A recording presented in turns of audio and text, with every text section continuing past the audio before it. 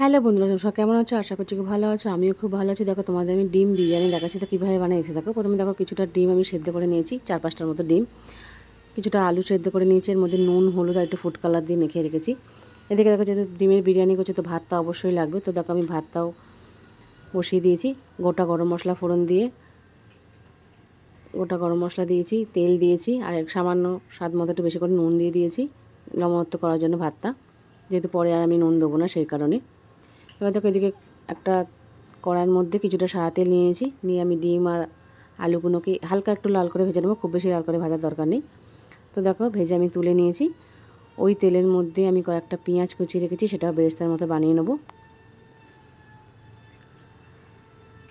পেঁয়াজটা কিন্তু একটু বেশি করে ভাজতে হবে, যেমন বেরেস্তা বানাও সেভাবে কিন্তু বেরেস্তার মতো ভেজে নিতে হবে। আমার এখানে 4টে পেঁয়াজ হয়েছে, তোমাদের যদি ভাতের কোয়ান্টিটিটা বাড়ে তাহলে পেঁয়াজের কোয়ান্টিটিটা কিন্তু আরেকটু বাড়িয়ে দিতে পারো। এদিকে দেখো, ভাত তো আমার হয়ে গেছে, আমি একটা স্ট্রেনারে ভাতটা জলটা ঝরিয়ে নিয়েছি, দেখতেই পাচ্ছ। দেখো, পেঁয়াজের বেরেস্তাটা কিন্তু আরেকটু মতো বানাতে হবে, খুব বেশি পোড়ালে কিন্তু হবে না, পেঁয়াজ কিন্তু বেশি পুড়িয়ে ফেলে কিন্তু তেতো হয়ে যায়, তাই সেই স্টেজের হওয়ার আগে কিন্তু নামিয়ে নিতে হবে। তো দেখো, আমি কিছুটা পেঁয়াজ বেরেস্তার মতো তুলে দিয়েছি, আর কিছুটা ওই তেলের মধ্যেই পেঁয়াজ রেখে আদা, কাঁচা লঙ্কা আর রসুন কয়েকটা মিক্সিতে বেটে নিয়েছি, বেটে দিয়ে দিয়েছি। এদিকে দেখো, সামান্য মতো নুন, কাশ্মীরি গুঁড়ো লঙ্কা, একটু সামান্য মতো ফুড কালার, জিরে গুঁড়ো, ধনে গুঁড়ো সব পরিমাণ মতো দিয়ে দিলাম।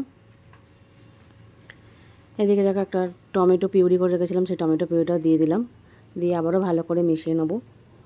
টমেটোর কাঁচা গন্ধটা না চলে যাওয়া অবধি, আদা রসুনের কাঁচা গন্ধটা না চলে যাওয়া অবধি আমি একটু কষিয়ে নেবো, তেল ছাড়া অবধি অপেক্ষা করব। তো দেখো, মোটামুটি আমার তেল ছেড়ে এসছে, তো একটু সামান্য মতো আমি বিরিয়ানি মশলা সেটাও দিয়ে দিচ্ছি, দিয়ে আবারও ভালো করে মিশিয়ে নেবো। পুরো মশলাটা কিন্তু জল না দিয়ে কমাতে হবে, তাই আঁচ কিন্তু ধিমি আঁচে রাখতে হবে, ধিমি আঁচে না হলে কিন্তু মশলা একদম পুড়ে যাবে। তো দেখতেই পাচ্ছ, মশলা একটু তেল ছেড়ে দিচ্ছে, তো সামান্য পরিমাণে আমি একটু মিক্সি দেওয়া জল সেইটুকু দিয়ে দিলাম, এর থেকে কিন্তু বেশি জল একদমই দেবো না।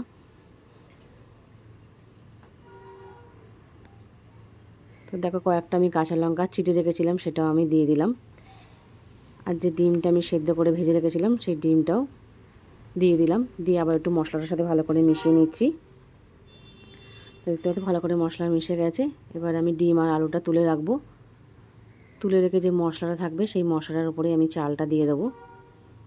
তো দেখতে পাচ্ছ, শুধু মশলাটা রয়েছে, তার উপরে আমি চালটা দিয়ে দিচ্ছি। এভাবেই কিন্তু আমি স্টেপ বাই স্টেপ করে নিচ্ছি। তো দেখো, সামান্য পরিমাণে আমি একটু কেওড়া জল 1 ঢাকনা আর 1 ঢাকনার মতো গোলাপ জল দিয়ে দিলাম।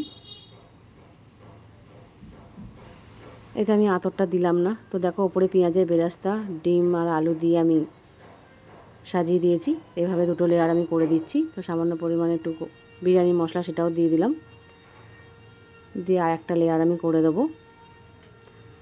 দুটো লেয়ার আমি করে দিয়েছি, এবার আমি দেখো 10 মিনিট দমে রেখে দেবো, 10 মিনিট পর তোমাদের আমি দেখাচ্ছি। তো দেখতেই পাচ্ছ 10 মিনিট হয়ে গেছে, আমি ঢাকনা খুলে দিয়েছি। তো এভাবে তোমাদের এখন বিরিয়ানিটা কেটেও দেখাচ্ছি।